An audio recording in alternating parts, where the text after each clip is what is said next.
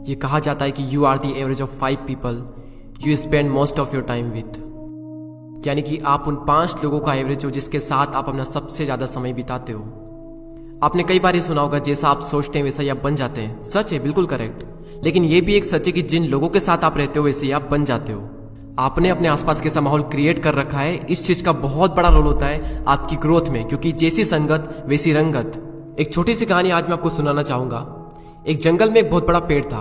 उस पेड़ पर एक बाज ने घोंसला बना रखा था और उसी पेड़ के ठीक नीचे एक मुर्गी ने अंडे दे रखे थे। एक दिन उस बाज का अंडा नीचे गिरा और गिरकर उन मुर्गियों के अंडों के साथ जाकर मिल गया। कुछ ही दिनों बाद समय आने पर वो अंडा फूटा और उस अंडे में से बाज का बच्चा बाहर निकला। निकलने के बाद वो ये सोचकर बड़ा हुआ कि वो एक मुर्गी है। वो उन्हीं कामों को करता जो मुर्गी के बाकी के चूजे करते थे। वो जमीन खोदकर अनाज के दाने खोजता, मुर्गी की तरह कुरकुराता, मुर्गी की तरह पंख फड़फड़ा कर 2-4 फिरता उड़ता, क्योंकि मुर्गी भी ऐसा ही करती थी।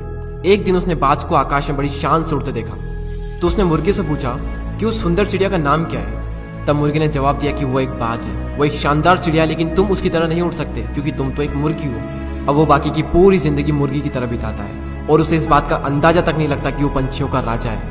कई बार हम भी अपने अंदर के बाज को मार देते हैं मुर्गियों के बीच में रहकर। हम भी उस अंडे की तरह गलत एनवायरनमेंट में एंटर कर जाते हैं, एक नेगेटिव माहौल में उन छोटी सोच वाली मुर्गियों के साथ रहते हैं, और इसी कारण हम अपने अंदर के बाज को कभी जगा ही नहीं पाते हैं। उन लोगों से खुद को खेल लो जो तुमसे भी ज्यादा स्मार्ट है, जो तुमसे भी बड़ा सोचते हैं, क्योंकि आपके बाज होने का तब तक कोई फायदा नहीं जब तक आप मुर्गियों के बीच में रहते हैं। यूट्यूब पर एक वेब सीरीज है कोटा फैक्ट्री के नाम से।